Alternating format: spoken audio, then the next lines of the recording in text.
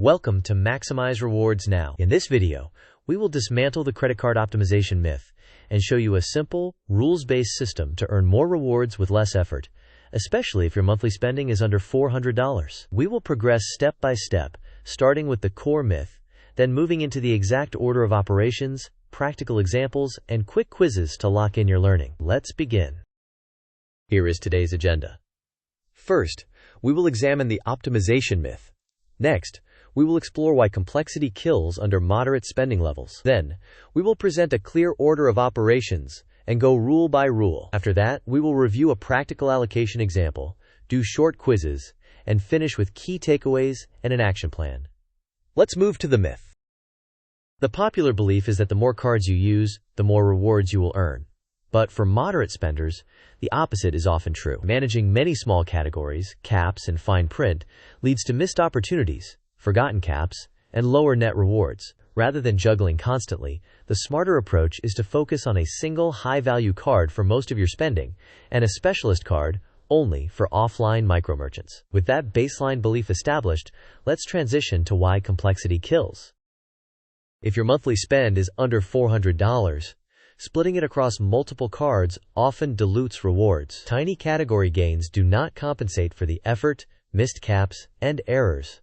More cards increase the odds of using the wrong card at the wrong time. Fees and mental overhead further erode value. The disciplined alternative is to concentrate your spend on a single high-cashback card and hit its caps first. Then, use a specialist card only for offline micro-spends. Next, let's compare diversification versus focus head-to-head. On the left is diversification.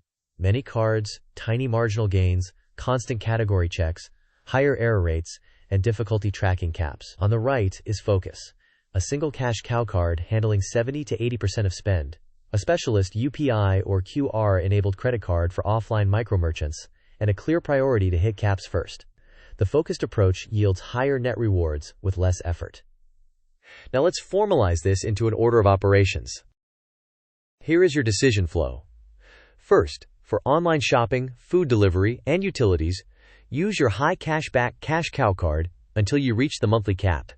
Second, for offline small merchants, such as local grocery stores or small eateries, use a specialist UPI or QR-enabled credit card for convenience and security. Third, rideshares and travel that explicitly offer bonus points or 5% online rates should go on the cash cow card. Fourth, when there are no strong fuel benefits on your cards, use your bank debit card only for the fuel surcharge waiver. Finally, only after you hit the primary cap on your cash cow should you consider secondary categories. Next, let's break down each rule. Rule 1 is the cash cow principle. Identify the single card that returns 4 to 5% in the categories you spend most on. Route 70 to 80% of your spending through this card until you hit the monthly cap. Make it mandatory for online shopping, food delivery, and utilities. Avoid defaulting to 1% cards for these categories because the opportunity cost is high. Finally, track your cap usage weekly so you do not overshoot. With Rule 1 in place, let's allocate a sample month to see numbers. This sample assumes a $300 month. $150 on online shopping and delivery at 5% returns $7.50. $80 on utilities at 5% returns $4.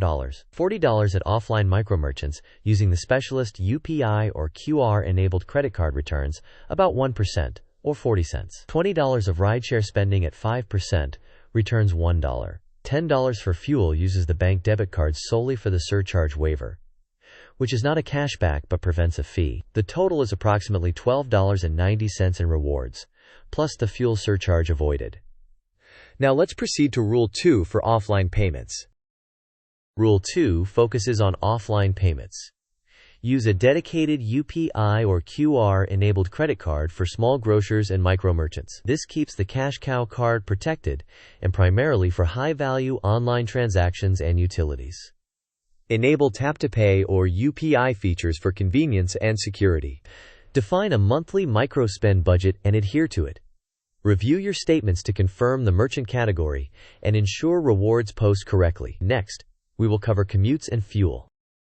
For commutes and fuel, use the cash cow for rideshares, or travel only when the platform offers clear bonuses or a 5% online rate. For fuel, if your main cards do not offer strong fuel benefits, use your bank debit card to capture the mandated surcharge waiver.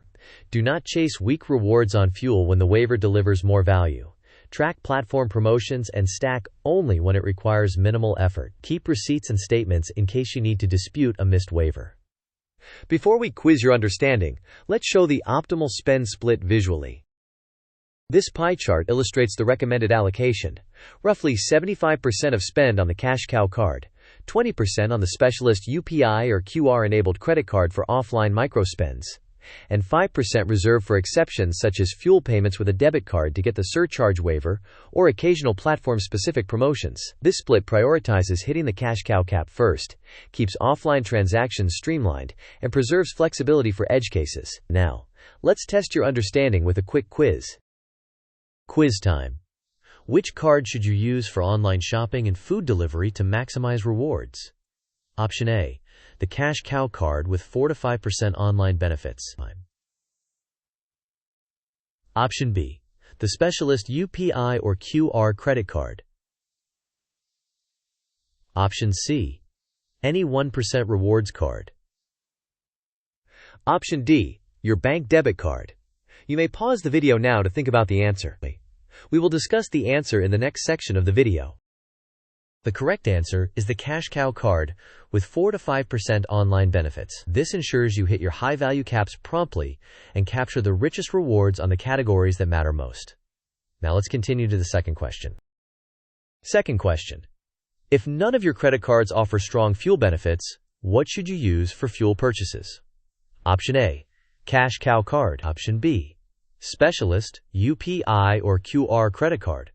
Option C, bank debit card for the surcharge waiver.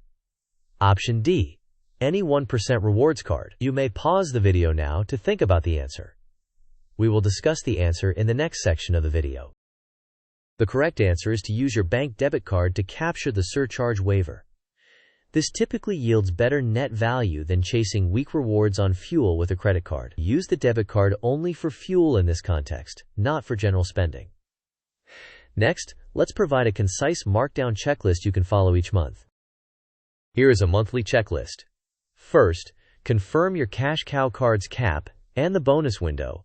Then route online shopping, delivery, and utilities to it immediately. Second, use the UPI or QR-enabled credit card for offline microspends at local stores and small eateries, keeping those transactions predictable. Third, treat exceptions consistently.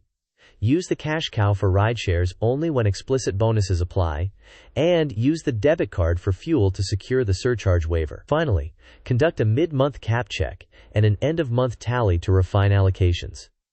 Before we wrap up, we need to provide a quick disclaimer. Disclaimer. This video is for educational purposes only and does not constitute financial advice. Card benefits, merchant category classifications, surcharge waivers, and reward rates vary by issuer, country, and time. Always verify current terms, caps, fees, and exclusions directly with your bank or card issuer before acting. With that noted, let's recap the key points. Key takeaways. Simplicity wins for moderate spenders. Route 70 to 80% of your purchases to a single high-cashback card. Use a UPI or QR-enabled credit card for offline micro-merchants.